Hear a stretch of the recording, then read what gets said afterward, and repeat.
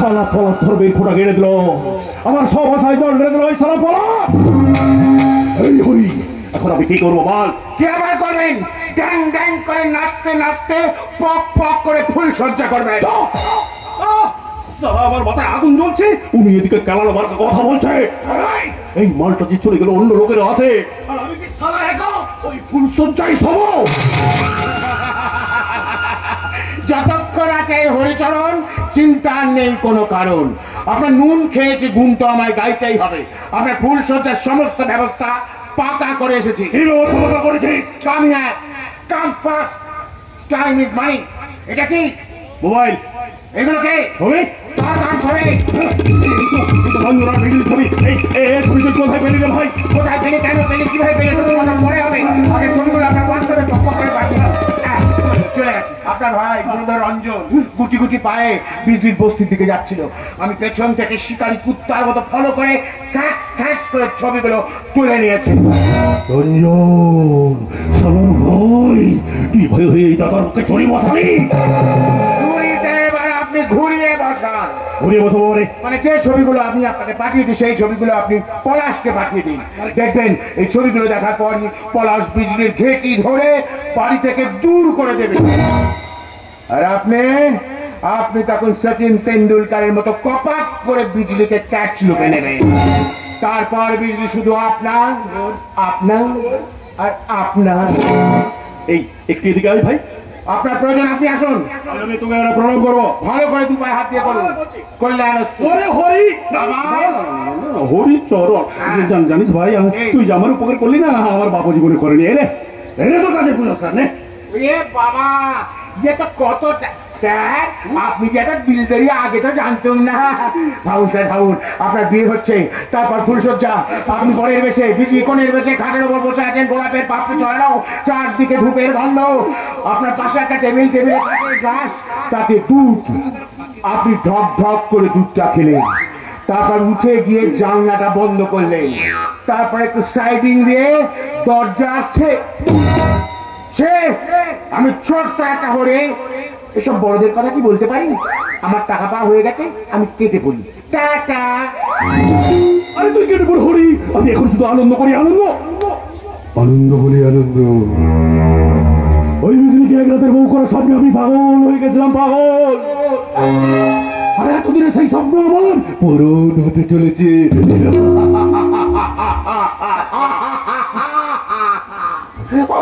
হবে না, যতই স্বপ্ন দেখো না কেন সব তুই ঢুকলি কি করে? কেউ তোকে বাধা দেয়? বড় বন্যার জলকে কি বালির ভাত দিয়ে আটকানো যায়?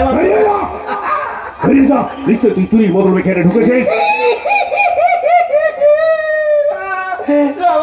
রতন চেনে, শুয়োরে চেনে, কচু ছুটকে বলে তোর পেছনে ছেদা। এই সত্যি করে বল, কেন এসেছিস? কি চাই তোর?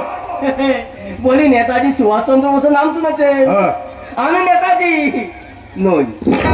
তাহলে বলি কবিগুরু রবীন্দ্রনাথ ঠাকুরের নাম শুনেছেন? ওই লম্বা দড়ি চুলওয়ালা লোকটা তো।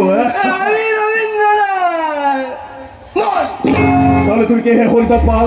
আমি সিআইডি অফিসার বিবেক গাঙ্গুলি। হাঁটা বন্ধ করুন, মাছি ঢুকে যাবে। মাছি সালা বলে কিনা সিআইডি অফিসার, পাগলা কোথাকার। বাবু, আপনি কি আপনার বাবাকে ওই নামেই ডাকে? বলি আমি মহাভারতের প্রেতাত্মা, ভারতের দুঃশাসন। এই ভারতের মাটিতে আপনি আবার কিছুই করতে পারবেন না।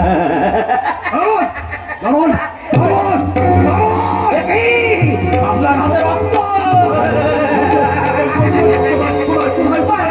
পারবেন না, শত সমানে ঘুরেও ওই রক্তের দাগ আপনি মুছে ফেলতে পারবেন না।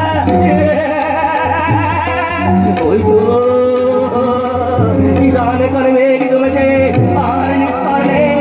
আসছে জোয়ারের সমান আসছে রে, সাবধান, বহু সাবধান।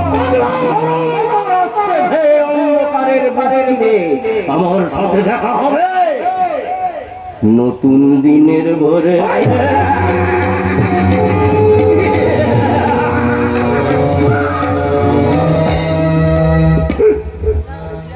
নতুন দিনের ভোরে।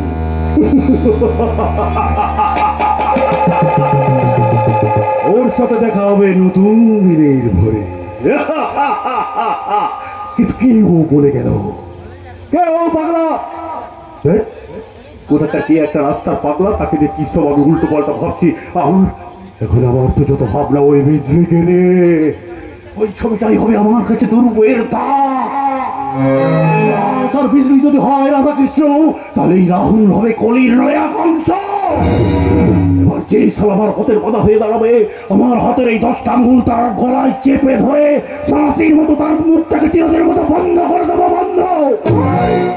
ভুল ভাবছো তুমি।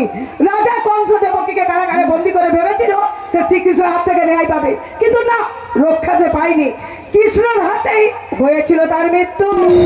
তারপরে তুমি আবার বেরিয়ে চাও? তাই কখনো পারি? তুমি যে আমার ইহকাল পরকাল। তাহলে হাসো, জয়ের হাসি হাসো। শেষ হাসিটা কিন্তু শয়তান নয়, হাসে ভগবান। যখন বাসি হঠাৎ বেসুরে বাজে কেন? সুরে কবে বাজলাম বলতে পারো? তোমার স্ত্রী হয়ে এসে তো সারা জীবন বেসুরে বেতালেই বেজে গেলাম। আসলে এমন সময় চুপটা কেটে গেল আমি বুঝতেও পারিনি গো। আমি বুঝতেও পারিনি। কিন্তু আমি বুঝে গেছি। আচ্ছা, আমি বেশ কিছুদিন ধরে লক্ষ্য করছি তুমি যেন কি সব একটা ভাবছো। আচ্ছা আচ্ছা, তুমি কি এত সব ভাবো বলো তো? আমার যত ভয়, যত ভাবনা, সব তোমাকে নিয়ে। বলে আমাকে নিয়ে? আমাকে? বিশ্বাস করো তুমি, একটা অজানা আতঙ্ক আমাকে সব সময় তাড়া করে ফেলে। এই বুঝি আমার স্মৃতির সিঁদুরটা মুছে গেল। তারপরে আমি বলবো তুমি বিধবা হবে। মনে রাখি সবই রাহুল রায়, সম্রাটের সঙ্গে আমার কন্ট্রাক্ট হয়ে গেছে। আমি যতদিন খুশি বাঁচবো, তারপর এই সব বোকা জনতার বুকের উপর দাঁড়িয়ে আমি রাজত্ব করবো, রাজত্ব। যত সহজে তোমার জীবনের অঙ্কটা মেলাতে চাইছো, তত সহজে কিন্তু মিলবে না। এই ভুল করতে হবে তুমি না, এই গায়ের জনগণ।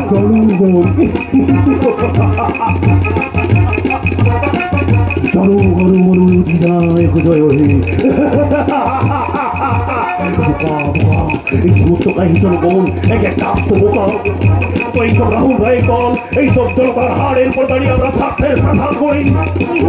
মৃত্যু ঘটলে আমরা বাঁচলে তুলি একটা মাত্র রজনীগন্ধার ছাড়া।